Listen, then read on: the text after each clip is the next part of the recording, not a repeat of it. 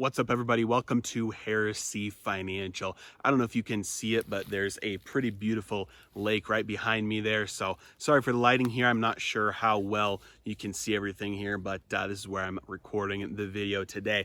Wanted to kind of have a little bit of a discussion about the argument that's going on in financial circles right now between dollar strength versus dollar weakness.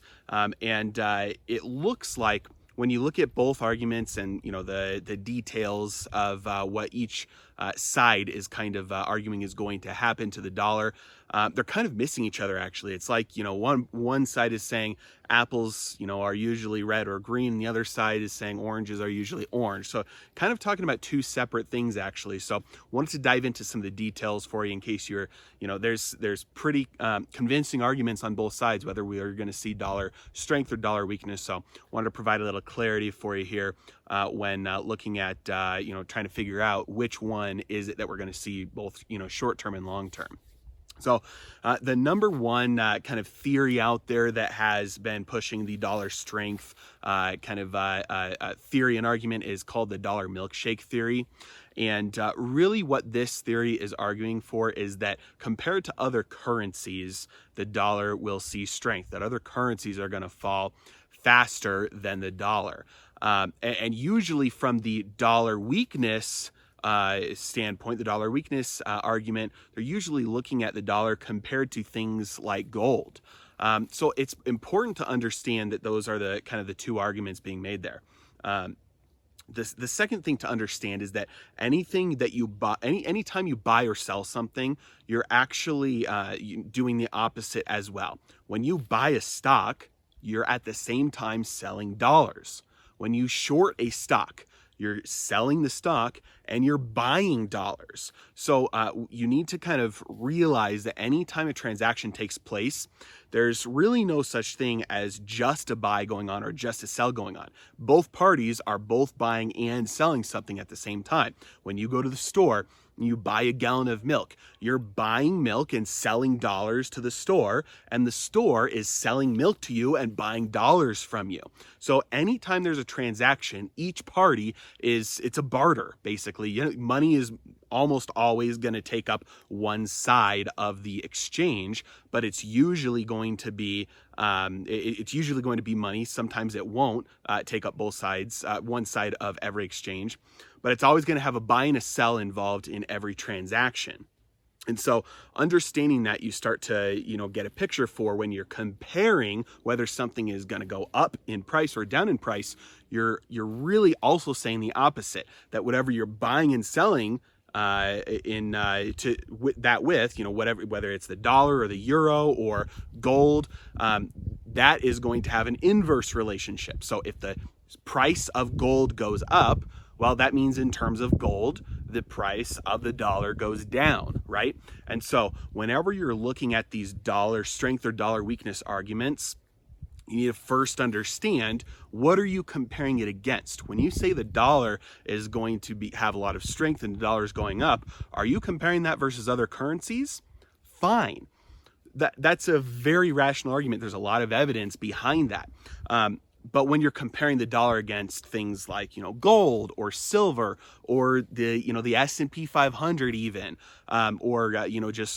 food and groceries and regular things that people have to buy, when you're comparing the dollar or any fiat currency for that matter against those things, you're going to see a lot of weakness, both short term and long term. And the second thing to remember is, short-term versus long-term, because the long-term destination of any fiat currency is zero. Fiat currencies are not a new invention. Fiat currencies have been tried hundreds of times over thousands of years across cultures, countries, millennia. Doesn't matter. It's been tried over and over again, and every time it fails. It always starts off as commodity money, something with real intrinsic value, that through dilution and debasement and introduction of things like the fractional reserve banking system, it's been tried over and over and over again, and the final destination of every fiat currency through history has always been zero. And there are just a couple left today that still haven't yet gotten to zero, but that's the path they've been on. The dollar has lost 97% of its purchasing power since the 60s. 97% of its purchasing power since the 60s. The destination for the dollar is zero purchasing power. When you have something that is as easily debased and as easily multiplied in terms of the number of units that there are of it as the dollar or any fiat currency, that's the end destination, because the people who are in power that have the ability to control the amount of money that's in circulation, they will use it to their own advantage, and that is a drug you can't wean yourself off of by doing more of the same. It doesn't work.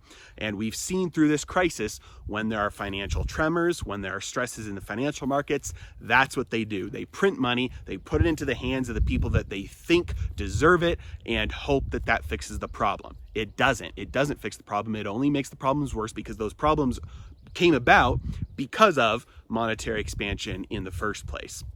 So it's important to remember that that final destination for all fiat currencies is zero. And so when I'm making a play on currencies and I'm trying to decide, hey, is the dollar going to have some strength or is the dollar going to show some weakness?